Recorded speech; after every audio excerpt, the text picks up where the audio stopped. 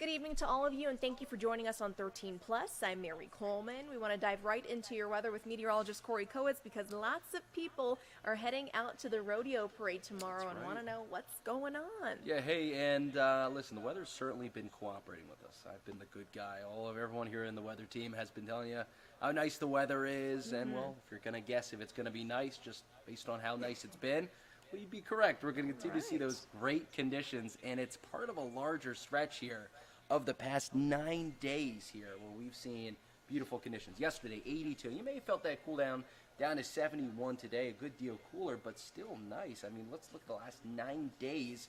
Each day has been 70 degrees or warmer. That is the first 9-day plus stretch of 70 degree or higher high temps since the middle of November. So it's been a while that we've seen nice temps like that. Right now, good deal cooler. 62 in Tucson with a few clouds in the sky already, in the low 50s in Wilcox, and 63 in the northwest suburbs of Marana. So let's now dive in what to expect for tomorrow. To start your day, it'll be seasonably cold, 46 in Tucson, 31 Douglas, 37 Nogales. So that means maybe a bit chilly to start off the Tucson Rodeo Parade, which kicks off at 9 a.m., where it'll be clear throughout the entirety of the parade, but starting off in the mid-50s and ending in the low 60s, so I'd certainly bring at least a second layer there. But hey, after that, why not go right to the rodeo, where it'll kick off right after the parade ends at 11 a.m., where it'll be in the low 60s and end in the low 70s with clear skies. So a very similar day tomorrow to what we had today, with highs in the low 70s in Tucson, the upper 60s in Douglas, mid 60s in Sierra Vista, near 70 in Nogales, and a high of 74 out west in Ajo. And here's what the remainder of the rodeo days through Sunday look like. We're going to see that cloud coverage increase through Sunday, no chance of that rain, but as well as those temperatures climbing all the way into the low 80s. How about it for both days of your weekend? Let's take a current look right now at the radar. A few clouds and showers moving in, very scattered to our north. A little system going on, but it's well to our north. Our region is dry and mostly clear. But hey, the one thing or two things I guess this system did right is cool us down a little bit today, but also generated some gusty winds. You certainly felt it if you're out and about today. 31 mile per hour gust in Tucson. The stronger gusts were to the east and south and east, where we saw a 43 mile per hour gust in Douglas. We'll see those winds calm down tomorrow through the weekend.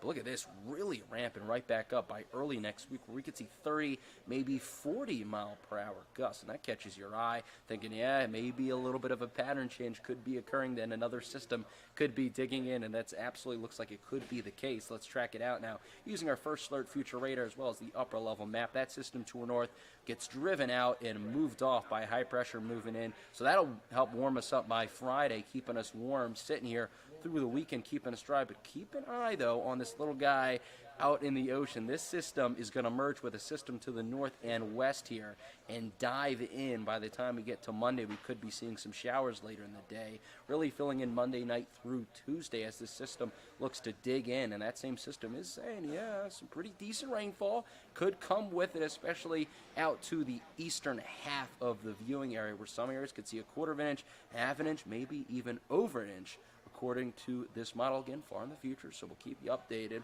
But yes, overall, we'll see that warming trend through the weekend in the 80s. We cool down with the wind really ramping up early next week, with the system possibly swinging through.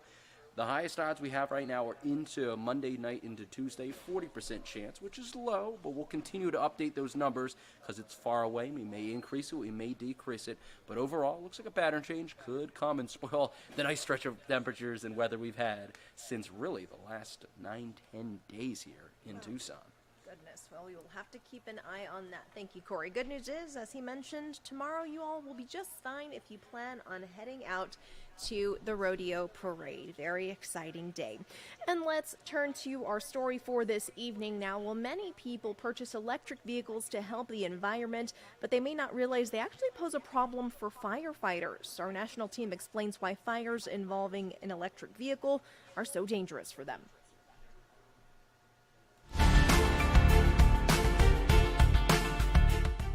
Electric vehicles have several pluses, including reducing air pollution and eliminating fuel cost. But with the transition to electric vehicles comes a definite negative. Lithium-ion batteries can be especially dangerous when they catch fire. And when they do occur, they can burn hotter and faster and require far more water to extinguish them. For example, in Nashville, Tennessee, a Nissan Leaf caught fire while charging in a parking lot. The fire department says it took nearly 5 hours and 45,000 gallons of water to extinguish. For a typical car fire, that number is around 500 to 1,000 gallons, and it's usually extinguished in minutes. The firefighters we spoke to say EV fires are their new hazmat because they have to employ different methods when battling EV fires. Reporter Susan Campbell shows us how departments are adapting and training for this next frontier in firefighting. When a Tesla crashed and burst into flames in Scottsdale, it reignited on the tow truck. And on a California highway, it took firefighters 3 hours and 6,000 gallons of water to stop this EV from burning. Electric vehicle fires have become really a pain for us. And they're dangerous and costly. We're still figuring out ways to deal with them. Everything from putting them in a dumpster, loading sand on top of them, and possibly even burying them to some cases.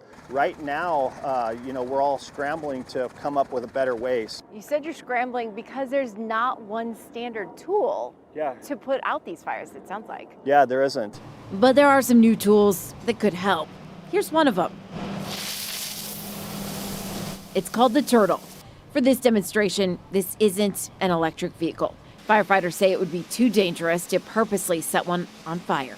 The problem with electric vehicles is trying to cool the battery pack. Manufacturers recommend doing that with lots of water. But those batteries are hard to get to.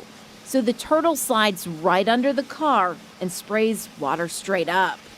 We flow over 500 gallons a minute at 150 psi. Firefighters are also testing out thermal blankets big enough to cover entire vehicles. When you look at the blanket, you think, oh, it put the fire out. It actually can't. It's impossible to stop a lithium-ion battery fire. So the blanket, it does a great job of isolating and limiting exposures. On Your Side surveyed several fire departments around the state. The city of Goodyear told us they have blankets that are similar to this on 2 battalion trucks. Really taking time for science to catch up and try to find ways to safely extinguish lithium battery fires. Michael Brooks is the executive director of the Center for Auto Safety. He says the solution will require federal funding. With this massive rollout and push from the government for electric vehicles, we should have, but we haven't had a corresponding push for what happens when things go wrong. And that's a conversation we really need to have, and we need to have it quick. A 2020 report by the NTSB highlighted the risk for electric shock and uncontrolled increases in temperature and pressure, which is known as thermal runaway. The report was also critical of manufacturers, saying the instructions in most manufacturers' emergency response guides for fighting high-voltage lithium-ion battery fires lack necessary vehicle-specific details on suppressing the fires. The Alliance for Automotive Innovation, which represents manufacturers, said safety is a top priority for our members, which is why they've been engaged in longstanding efforts to address fire risks for both conventionally fueled vehicles and EVs, including working with consumers, the first responder community, and other stakeholders at the local, national, and international levels.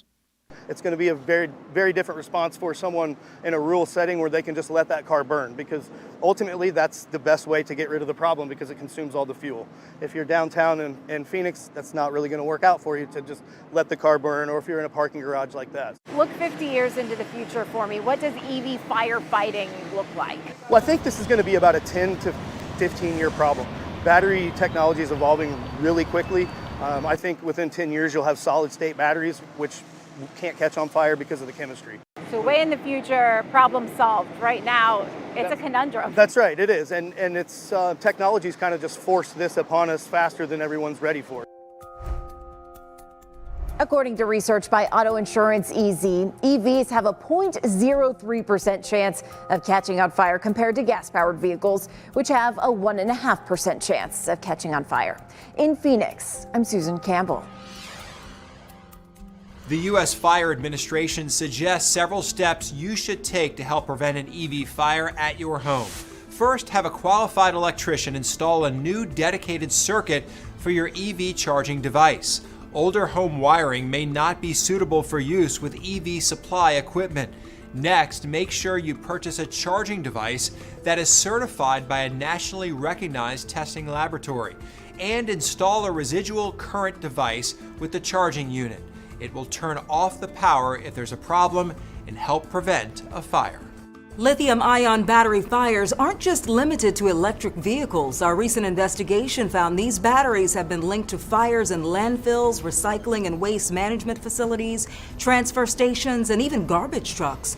You can watch reporter Heather Grath's in-depth investigation on our website, investigatetv.com.